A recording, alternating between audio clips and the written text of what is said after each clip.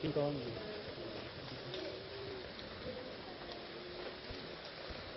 มือเกลือมือสีที่อะไรที่ได้เห็นแบบนี้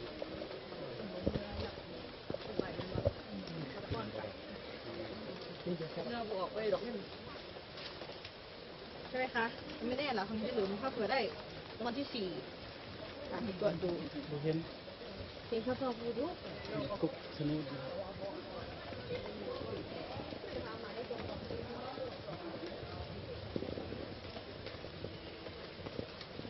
ยังมือเขาเปียกมือเสียมันจะกดออกไป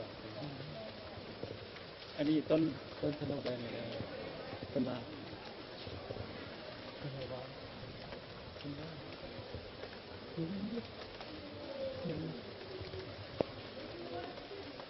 ดดิลีนแท้ดีลีนน้อยแท้ดีอันนี้ดีมันลีนดีกระหอบเลย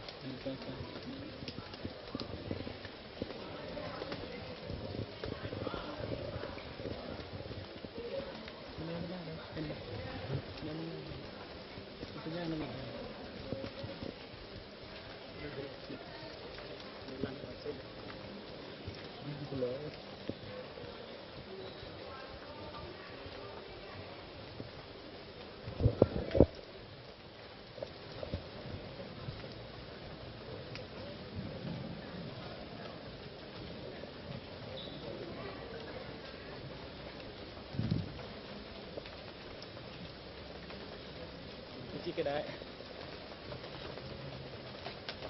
นะมีย่างน้ำหลักเลย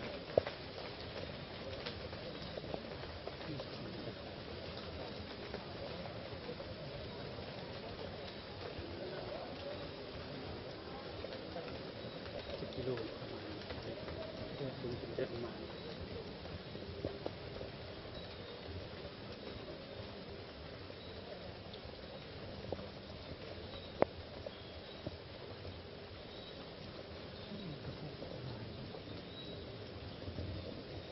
คือเสียงเจีย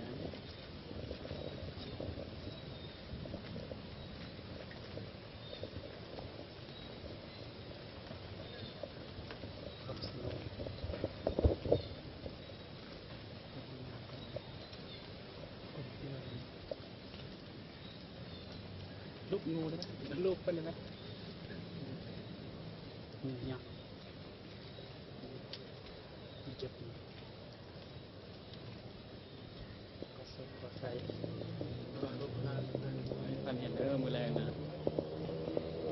การจะเดินมีแค่เจ็บมือหาเงินให้ได้ให้ดีหาน้อยให้ได้ลายเป็นอันใดก็ให้ได้ท้ายปีขอให้ได้1,000,000 บาทมันเข้าได้ยังไงมันเป็นภาษาทางเข้า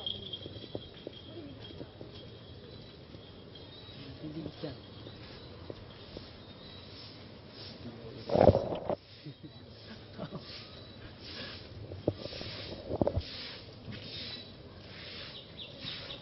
ปริบทเช้าเดี๋ยวเราต้องมาทำได้นี่ใหญ่กว่าตัวนี้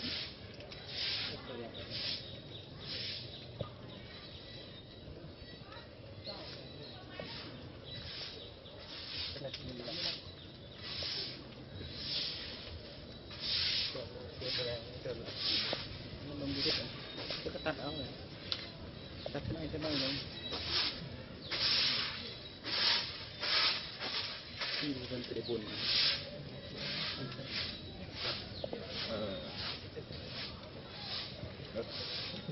ล้วมาปีก่อนเราจะท่าห้องปีหน้าเป็น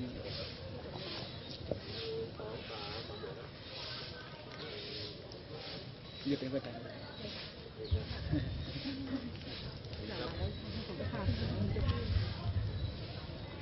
เลี้ยไปสุดเกินละเกษียณ